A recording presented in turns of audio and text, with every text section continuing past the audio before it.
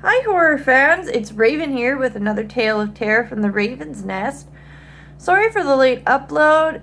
There was a long weekend here. In the future, when there's a long weekend, holidays, etc., I will try to have it up on Tuesday or Wednesday, but if all fails, Friday. I try to have something up weekly because this channel is very important and I'm always looking forward to bringing you all a new horror. This one is called I Wish We Just Died. I had a fun time writing this little ditty here. It is very mild, warnings, just fear and terror and stuff like that. But if horror scares you, of course, feel free to check out other videos on my channel or just something else in general. Horror should be for everyone. Before we get into it, I almost reached 214-ish views on I Love Nature.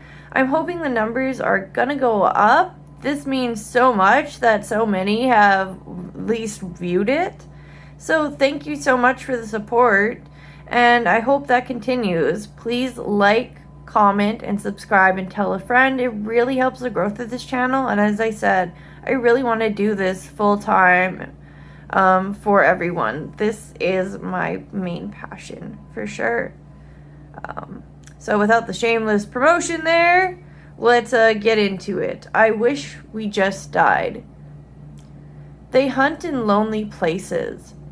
Rumor was a blind man asked for help from an inn, and instead of mercy, he was slain.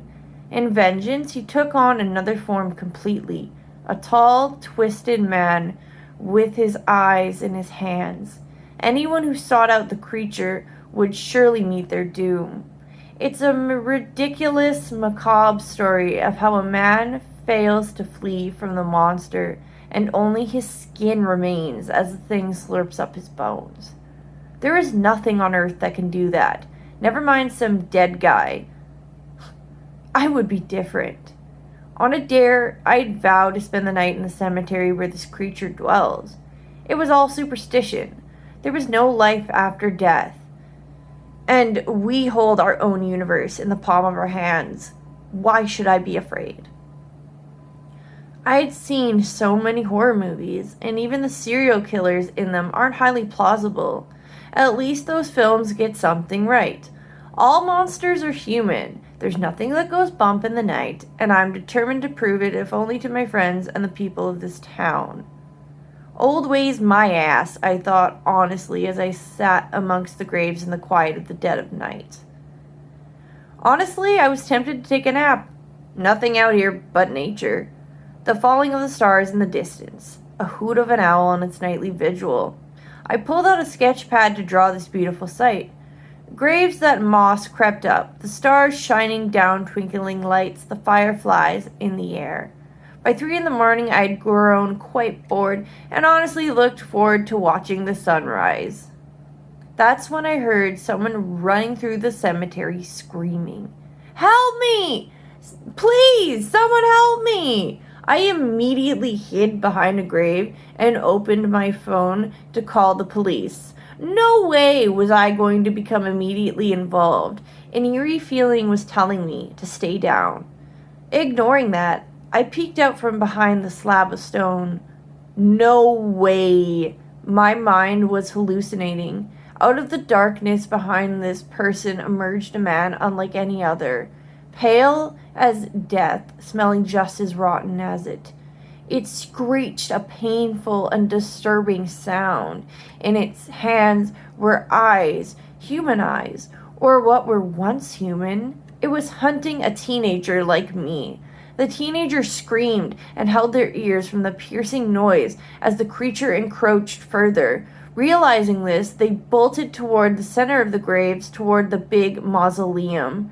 The thing was not far in tow as it kept up with that piercing sound. I couldn't move from my hiding place. How could I even help them? I'd die trying, and they'd still end up worm food. I had no idea why, but I needed to film this. I needed to know I wasn't going insane. I had a good view as the person locked themselves in. The pale man came closer, and his prey like an animal hunting meat. For the first time in my life, I prayed for something to save them. I begged for anything in the universe that would listen. Fate is too cruel for that, and our prayers can be answered, just not in the way we wanted. The beast thrashed at the doors, trying to rip them open. No words or nightmare could describe the fear I felt or what was yet to come. It gave up shortly on breaking in, and I was almost hopeful. It would not relent, and my stomach dropped as a long, red, slimy tongue exited its mouth, slithering to the ground, making its way towards the cage. I looked on in horror as it sucked the very life from this teenager. I couldn't stay to witness this. I could be next, and who knows how long it would take to finish its meal. So I gathered my things and took off as fast as I could go in the night. I wouldn't look back.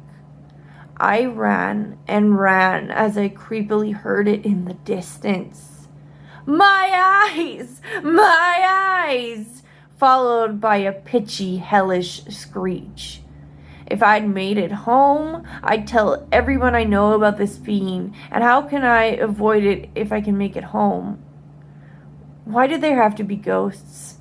Why can't we just die? And that concludes our story. I hope you all have enjoyed it as much as I enjoyed writing it. This monster is very prolific. If you're a fan of horror, I feel like you've come across it before. The Pale Man in Pan's Labyrinth with the eyes is where my jumping off point was, and then I ended up searching Wikipedia and other pages and found out a little bit more about this creature. There wasn't a whole lot known, so I hope you will all enjoy my modern sort of retelling, I guess, of this. And hopefully it's been a delightful little twist on the Pale Man for you. And if you haven't met him before, you have now. With that, I really hope y'all enjoyed this little ditty. I have so much fun making all this horror for you. It's such a good time. I will see you all next week, horror fans, with another tale of terror from the Raven's Nest. Please like, comment, and subscribe. Take care, horror fans. Bye. Stay spooky.